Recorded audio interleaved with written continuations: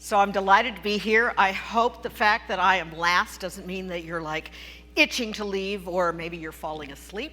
So we're going to change direction here. The last speaker talked about really the edge of technology, and what I'm going to talk about today is digital transformation. What is it that companies need to do to transform themselves? And this is based on, we have a book coming out in actually a week.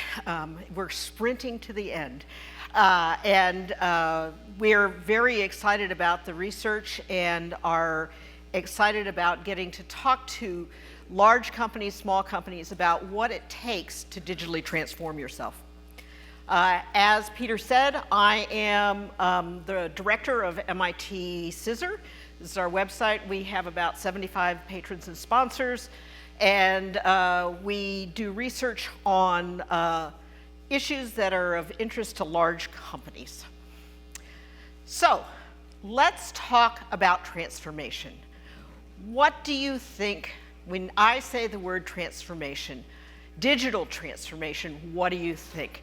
And when I just asked this question in an executive education session, I got answers like automation, and process control, and simplification, and integration of data. And I want to argue that that is one part of digital transformation.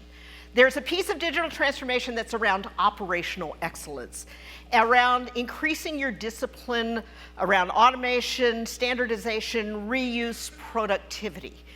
But that's not the only, you can't just do that and have a digital transformation. You also have to use digital for customer business innovation. And this transformation involves empowering people to experiment and release digital offerings, especially with a focus on the customer. So when you are transforming, if you think that what you're doing is just automating and really making yourself more efficient, that's not a digital business transformation. You have to do both things at one time, and this is why it is so hard. So my colleague Peter Weil and I and my colleague Ina Sebastian, we started looking at what does it mean to transform yourself, and in the case of all true academics, we came up with a 2x2. So we have, so one of the axes is around operational efficiency. So this is around that discipline, your back office discipline, those transactions, around the automation, the reuse, productivity. But the other axis is around this increasing customer focus, around delighting your customer, around solving the problems that maybe even the customers don't know that they have. So you end up with 4 quadrants, and if you start to think about what it means to be digitally transformed, we call that being future ready. These are companies that are simultaneously innovating and reducing costs. So they're pulling out those costs, and then at the same time, they're taking those digital components and they're mixing them together, putting them together to create these integrated offerings. They have a great customer experience. So they are focusing on the customer and making the customer's voice amplified throughout the whole entire organization. They're modular and agile. Now this is some work. We think that components are really going to be the wave of the future. And so what we're doing here, we're doing more research on what does it mean to be modular and agile. But this idea that you can plug and play, that you can create a component around what your crown jewel is. What is it that your company is best at? And how do you service enable it?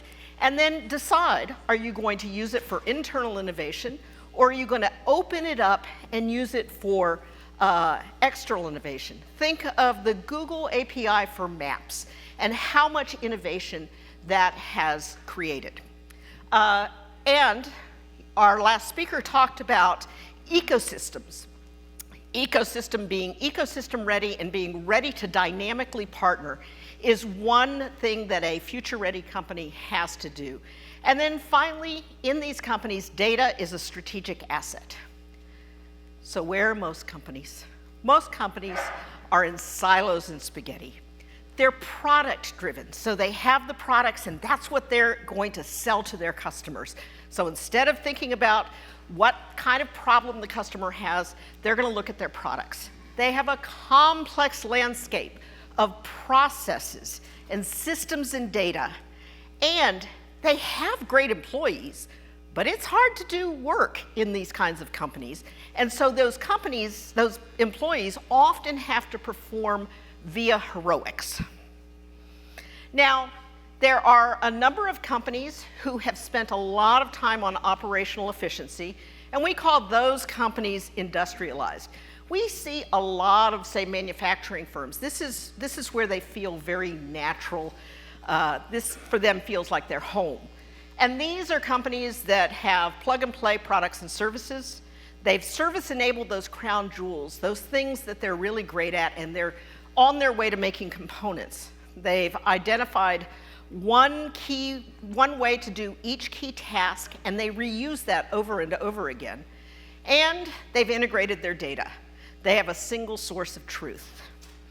There are other companies, and when we looked at companies, we looked at what kind of threat that they faced. Companies in this quadrant here actually felt like they assessed their level of threat, what percentage of their revenues were under threat in the next 5 years. Companies in this quadrant were among the highest in the whole sample. And what happens here, again, we see a lot of retail in this quadrant. These companies feel like they've got to do something fast to really make their customers engaged. And so they're going to give their customers an integrated experience, but it's going to be simulated. So they're going to put a wrapper around, so you still have your complex operations. So imagine if you're a telecom provider and you have a triple play where you have phone and you have cable and you have internet and you sell it as a bundle. Well, that looks great. And your customers buy it as a bundle, and it all works fine until it doesn't. And then when it doesn't, your customer is going to talk to the telephone, they're going to talk to the cable, and they're going to talk to the internet, and that's a terrible customer experience. Companies who do this have a strong design in UX, and they have a rich mobile experience typically, especially around purchasing products. And when we looked at 2019, this is what the distribution was. I have 2022 data, and I'm in the midst. I'm a true MIT person. I'm very excited. I'm in the midst of analyzing it, and so I'm hoping to very shortly have new data that we can present about have companies become more future ready. What about industrialized, things like that. If you look at the future-ready companies, there are big old companies in there, but there are also a lot of newer, smaller, born future-ready companies. Future-ready companies have the best profit margin and revenue growth. So these are based on, they're compared to industry average. So I've taken out the industry effects, and now what you're looking at here are percentage points above and below industry average. And you can see that investing in all of those capabilities is really good for your margin and your growth. And we think that we're going to see this over time. In fact, I can tell you, I did a quick peek at the data, you still see this kind of pattern over time, with future-ready companies still maintaining a competitive edge over the companies in the other quadrant. So I'm going to give you 4 examples, different transformation pathways. I'm going to use Tetra Pak, Cemex, KPN, which is a Netherlands telecom provider, and Domain, which is a real estate company in Australia. So how do you get to future ready? When we started talking to companies about what were they doing and what was it taking them to get to future ready, what kinds of activities they were doing, we identified 4 pathways. And Unfortunately, marketing is not my strong suit, so this is pathway one. It's really around industrializing. So companies here, again, this is the companies that feel like they're going to put in that operational backbone, and they're going to take out costs, they're going to simplify, they're going to automate, and this pathway is a lot of people in technology. This feels very comfortable for them.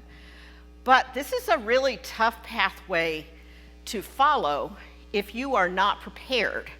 Because early on, do you see how flat that is early on? You actually are seeing no rewards early on. You're not getting any kind of customer uptake. We call this the digitization desert. So if you do not prepare your people for this kind of long-standing place where you're going to really just be working and not seeing any kind of customer experience, you're going to have trouble, and you're going to, in fact, start to see that your business unit leaders are going to have, they're going to flee. They're going to flee. When you get further along, you actually start to get some synergies there where some of those things like a single one best way to do a key task might actually be great for your efficiency and great for a customer experience. So for instance, if you get to the point where you have one way to onboard a customer, that's good for efficiency, you're reusing that, but it's also good for your customers. They can predict what they have to do to interact with you. But this is, it's one, like I said, very natural for a lot of, especially kind of technology type of companies, but if you're not prepared to stay the course, it's going to be tough. Plus, the other thing that you do here is you're setting out a vision of your platform early, and then you end up sticking to it. And sometimes we know how with agile methodologies, you could miss the boat on what's going to be important for your platform going forward. This is pathway two. This is around delighting your customers first. And so what companies who do this are trying to do is really kind of capture those customers, keep them engaged, and keep them as customers. So they're going to do, say, a mobile app. And this is a very exciting pathway early on because you start to see, oh, my Net Promoter Score, it's gone up. And so let's do another initiative. Okay, let's find an offer that's going to be great for the customers. The real problem with this pathway is you need someone who's going to say stop. And you're going to be testing, what's your cost to serve your customers? Because if you keep going up, in our meetings, we kind of call this the dopamine hit pathway. You do something good, you're going to go and do it again, and let's do it again. If you're not careful, you're going to build a lot more complexity. And so this is something that Cemex, a building supplies company, actually took this pathway to go and work on their customer experience. But their CEO kind of designated himself as the traffic cop. And he said, we're going to do this, we're going to get adoption. They got great adoption in 18 months and then said, okay, now we integrate. And it was a big job because they were running two systems at one time. They had people in the middle who were bridging the two systems, and it was a mess for a while. What happens after, if you get your traffic cop right, you then start on replatforming. And you need to make some decisions there about what kind of platform. Are you going to need a core replacement? Are you going to put in an API layer? Are you going to migrate to a future-ready platform? The third pathway is about taking an incremental focus. You're going to do a little bit of something, on customer experience, and then you're going to integrate it in. Most companies, when I did not give them an opportunity, when I made them choose one pathway, this is the pathway they chose. I'll show you the numbers on the next slide of what people are doing. Most companies would find this very attractive because you're not putting all your eggs in one basket. Real issue here is you've got to have great governance. You've got to be, because you're going to be changing your focus, and you're going to have good decision rights so that you actually can change that focus. You have to have really good roadmaps so that your people know where you're going. And then you've got all these little pathways. You've got to go and figure some way you're going to take the learnings from one path, from one step, and make sure that you keep it and make it and move it to the next one. And then finally, you throw your hands up and you say, I can't get there from here. And you just start a new organization. This is Domain. Domain in Australia, there was a media company, Fairfax Media, that had newspapers, and they relied on classified ads. And you know how the classified ads were decimated here in this country. Well, they were a little bit behind us, and they'd lost one area of their classified ads, and they said, we got to cannibalize ourselves, but look at our systems, we can't do this. They set up a skunk works, and they said, take the real estate classified ads. And that group, they had their own CEO, they had their own culture, they used a little bit of the, kind of a shared services model around some marketing and some HR and things like that. But they built an app that really looked at the entire property journey. So think about what it takes to move from a classified ad to the property journey. And think about the partners that you have to get and how different it is. Fairfax did look at it and say, okay, now we've got this, we can't run this. And they spun it off. They actually unlocked about $750 million Australian dollars, and they maintain a small piece of it, but it was very successful for them, and it's an ongoing. I mean, think of a Zillow, but a Zillow doesn't have nearly as many partners and other ancillary services and complementary services that a domain.com has. And then all along the way, I told you this was hard. There are going to be explosions. You are going to have to deal with a lot of, we've identified 4 explosions that leaders have to deal with. So let's look at which pathways are most popular. You can see here that pathway 1, despite it having no rewards at the beginning, and it's still very popular, 25%. Pathway 3, again, it feels very comfortable. You're not putting all your eggs in one basket, about 26%. 18% do pathway 2, and then really what a pathway 4 is with that wormhole, that's really an innovation play. And so, in fact, we see a lot of companies that are taking their existing organization and they're transforming along the way, and then they'll do a pathway 4 as a way to go and have an innovation. One of the real problems with a pathway 4, if you're not thinking about it ahead of time, is that you've got to figure out, what are you going to do if it succeeds? Are you going to spin it off? Are you going to try to integrate it back into, all of those learnings back into your organization? And this is where a lot of them fail if you have not made, if you haven't thought about that early on. You can see here that 12% for multiple pathways well coordinated. That is for companies that have really thought about, okay, I'm going to have one key way to do something, and then I'm going to do it across my other pathway. And then you can see that multiple pathways not coordinated is about 10% of companies. And on average, our participants in our survey would say that they are 50% complete. Now, we asked a very particular kind of question. We said, compared to what you proposed to the board, how complete are you on your transformation journey? So it takes out, what happens is the world is changing and changing. As the last speaker said, that technology moves on. But this is, relative to what you proposed to the board, this is a terrible place to be. If you think you're on multiple pathways and you're not coordinated, your completion rate is only 30%. It is really, all you do is you go backwards on this pathway. So it's really, that's one of the pieces of advice when we're talking and doing workshops in a company. It's like, if you're going to be on multiple pathways, make sure you're coordinated, make sure you're figuring out what goes across each of the pathways and how you're going to reuse them. So let's quickly talk about organizational explosions.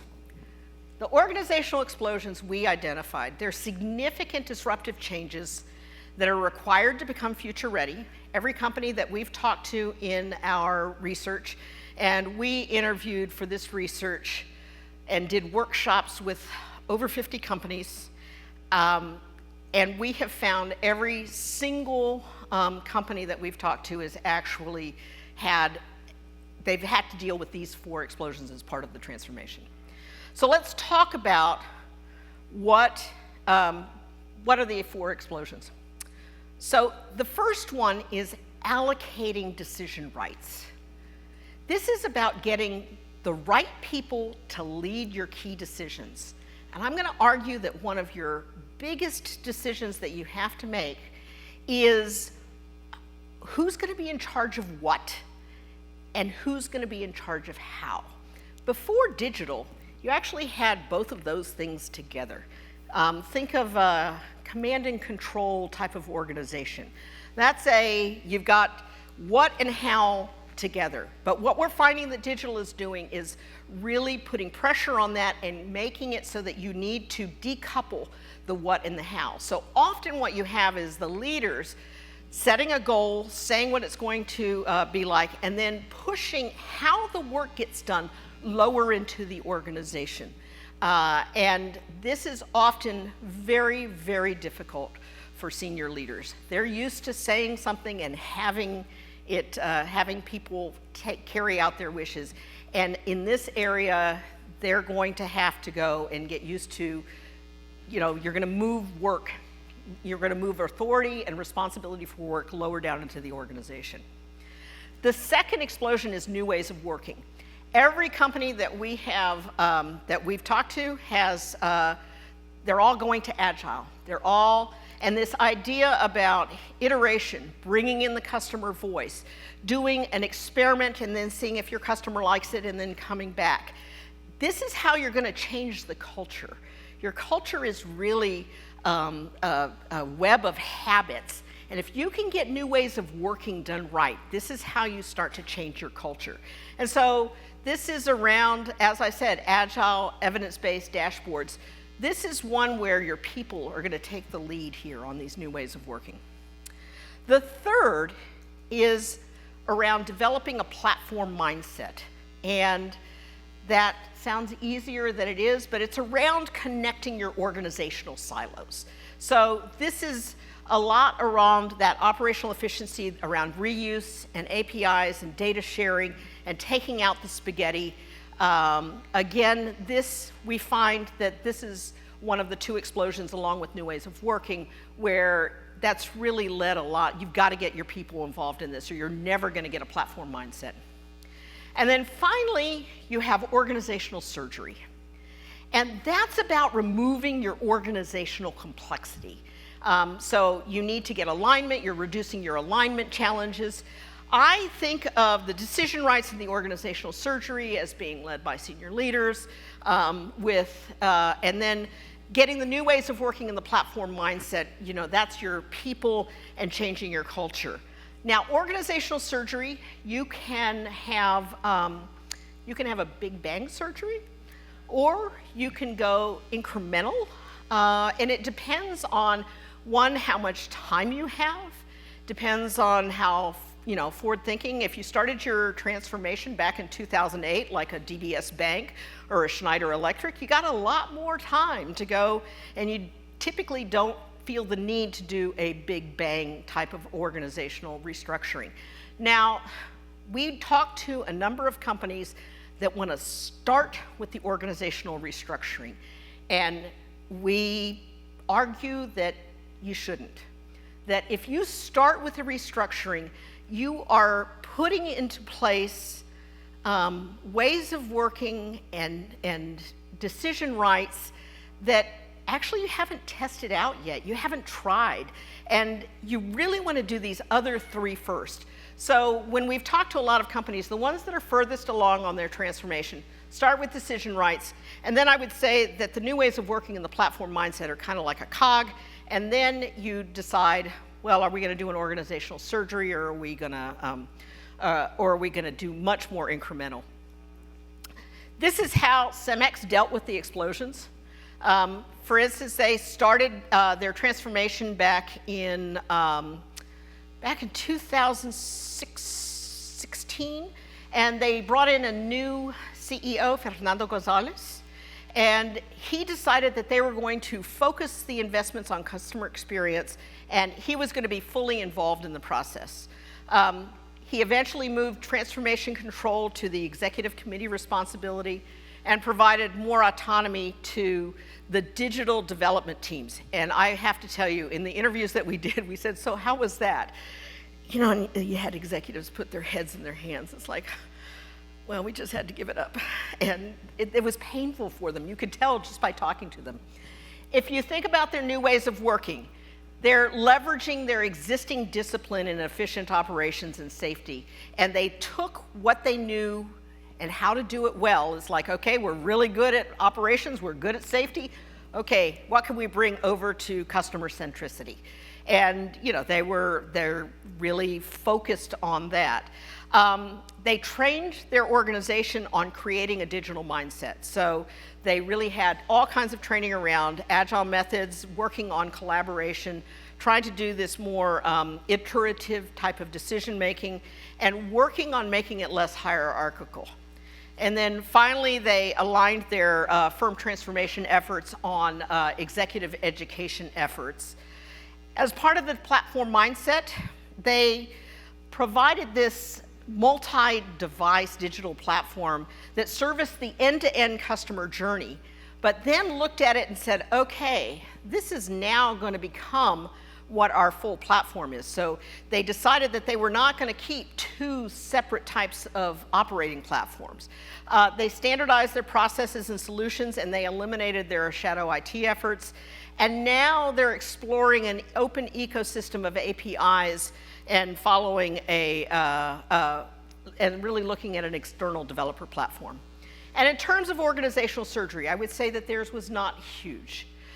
They split IT into 2 units. One is around digital enablement, so that's going to be customer focused. And then they had global IT operations, and that one's going to be enterprise focused. Customer experience is often around kind of local, and so those customer experience offices were local, and then they also added in some digital specific functions. And then now, just recently, they've stood up 2 units around sustainability, and then 1 around organizational and digital development. And so the takeaways that we come up with is, 1, imagine what future ready means for your enterprise. We do this a lot with companies when we have a workshop with them, which is 1, trying to get them to think about what is your future organization, what does it look like? And then the other thing that we do is we work with them on creating a common language, because there's a lot of words. I mean, platform, what does it mean? Are you talking about an omni-channel platform? Are you talking about your operational backbone? Are you talking about your external developer platform? What does it mean to say we're going to have a platform strategy? Be careful. We've had many companies who sat in a room and talked about platforms and then realized we're talking past each other. So customize the vision for your enterprise. Second, choose a pathway. So if your customer experience is okay and the threat is not high, a pathway 1 is a fine option, but be aware that you may have to allocate your investments a little bit differently, so that you may have to say, you know, our local business unit, our business unit leaders are not going to stand for having all of our investment go toward a back-end operation, and we're going to have to put some investment, you know, maybe 20% toward keeping our customers happy, making them engaged. If you need to improve your customer experience and There's a big threat of new competitors. Pathway 2 is typically the pathway that we see companies operating on. If you think a few smaller initiatives are going to make a difference, and you're good at both governance and road mapping, Pathway 3 is a really good way to go. And then if there's a high threat, and you can't see a way to change the organization fast enough, you follow Pathway 4. And then finally, you have to manage the explosions. This is like building a road in the mountains. You're gonna have to explode something, but you better manage it. That's the way I think to think about them. And so you wanna change the status quo to ensure that the right people lead key areas, establish a culture change, change your habits, connect organizational silos, and then restructure the organization to remove complexity. And then that's the new book. Thank you. Thank you, Stephanie. So we're going to have a couple of questions. Okay, what are we doing next? We're going to do questions. So. Okay. Is Apple a future-ready company? Why? Okay, so one is I haven't been inside, so I don't know, but I would say that it might not be as future-ready as we think it is, but I don't know. I mean, one, you would have to know how, do they feel the need to transform? Are they talking about transforming? Are they modular? I would look at, the first is, are they taking out costs and are they innovating on, and by that metric, they very well could be. Are they operating with modular capability? That's not clear to me that they are. So they might be future ready now, but future ready is kind of a moving target. So they could be, stagnant at this time, but I'm really not sure. How do you deal with resistance to innovation, leadership, ego, and empire builders? Okay, so this is another talk about organizational change. But essentially here, this is where you're going to have to go and get your leaders on board, because you need to be aware of power. You need to be aware of who's got resources. This is where careful allocation of your decision rights is going to help, because if you think somebody has got a lot of resistance to innovation and they have a big ego and they're an empire builder, a senior leader can use those decision rights carefully to make sure that they don't have nearly as much responsibility and authority. So now, if your CEO is this way, I'm not sure what to do there. There, you might want to look for another job. Okay, next question. Okay, I can tell you companies that are on their way to being future ready, and I'm not sure if they would call themselves future ready. But so for instance, I think that DBS Bank is certainly, they're in Singapore, they're considered the world's best digital bank.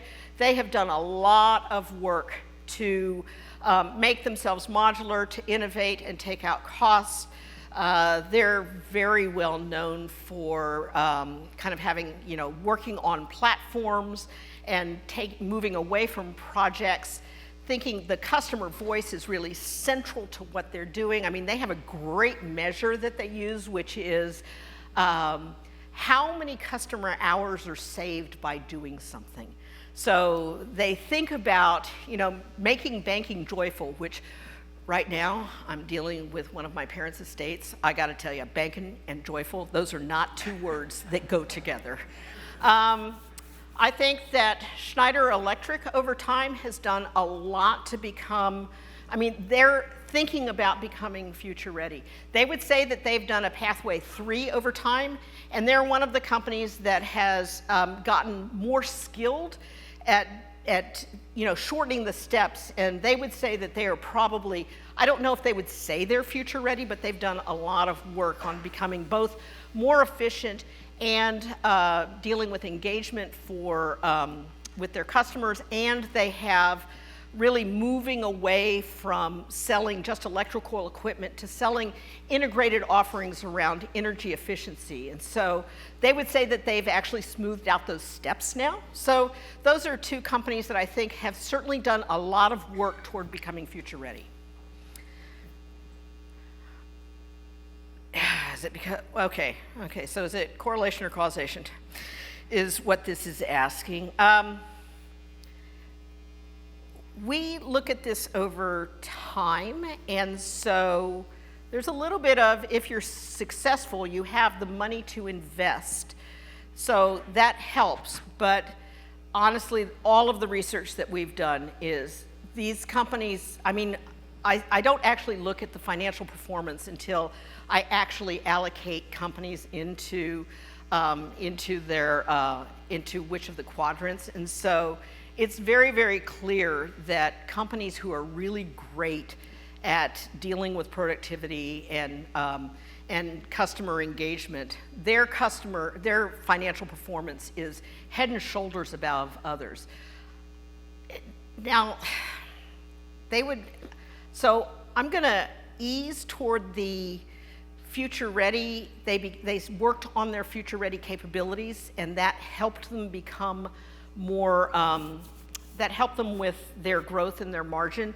And if I look at the quadrants over time, if I look at companies that are further along on their journey, they have better performance than those along the way. It's not quite a linear type of measurement, but it's certainly, you can see differences along the way. So I'm gonna go with that they are future ready because they have invested in those capabilities.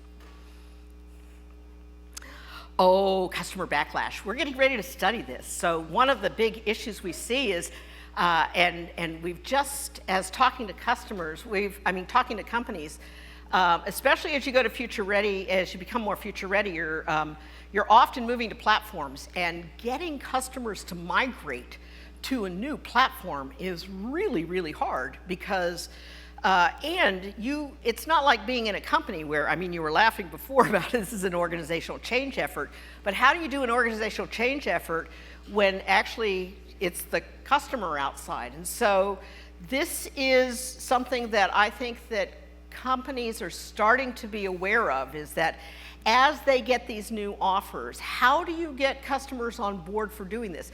And sometimes it's going to take a long time. I will say that knowing Schneider Electric, they started off for a long time, their integrated offerings were at very low portion of their revenues, and it's become bigger and bigger over time. You have to do a lot of educating. You have to make it worth your customers' while to get them to a new platform. You need to get them to think that there is value in that effort or in the new offering. This is a hard problem, and like I said, this is one of the things that we're starting to look at and study now. Does development usually lead to employee turnover? Actually, it should lead to less turnover, because silos and spaghetti, okay, it could lead to more if you have employees and you have not figured out how you're going to upskill them and retrain them as you automate their work. But honestly, being in silos and spaghetti is lousy for employee experience. It's really, really hard. And in fact, Pathway 2, until you turn the corner, is also bad for customer experience. You've maintained that complexity behind the wrapper, and so you're relying on your customers to actually do all of that integration. So rather than having technological integration, you've got people integration. And so Pathway 1 and Pathway 3 are very good at getting people's jobs to be better and better over time, because you're taking away the boring parts of it. Now, a Pathway 4, there you get into some political issues around, well, that's the innovation unit, and they have a lot more fun things. And so typically the people in the innovation unit are quite happy. The people back in the mothership can be more unhappy, and so there you have to go and manage that. So moving on the pathway, especially as you get further along, is very good for employee experience. How do companies measure where they place in the matrix and which pathway they follow when it comes to practice? Now, surprising, okay, the matrix, I have measures, I have an assessment. So if I'm doing a workshop, I can actually do an assessment with the company and then I tell them where they place in the matrix. But I mean, if they're clever, they can look at all of the things that are on the the dimensions and start to figure out, well, how would I measure that and where would I place myself? We actually do have, in the book, we have an assessment, so I'm being facile here. And which pathway they follow, surprising, if you describe the pathways, people can tell you what they're doing. I thought that was kind of crazy, but it worked really well. So in the book, we do have assessments. We have assessments for future ready, we have assessments for pathways, we have assessments for explosions, and then at the end we have assessments around capabilities and value, because that's the whole point of a digital transformation is, why do a digital transformation if you're not able to create and capture and accumulate more value? And so it's important to know where you are and then have a goal toward where you're going. Thank you. Thank you so much. So thank you, Stephanie, for sharing that research with companies and giving a framework for digital business transformation, which I think is or was a very appropriate ending of the day. So I want to thank all of you for coming and listening and for being active participants. For those who are here in the room, please join us now for a networking reception with food and drinks next door. Tomorrow we're going to have breakfast at 8:30 and then start the speaker session at 9. You will hear about emerging technologies and their use in digital business transformation. So thank you for joining us today and hope to see you all tomorrow morning.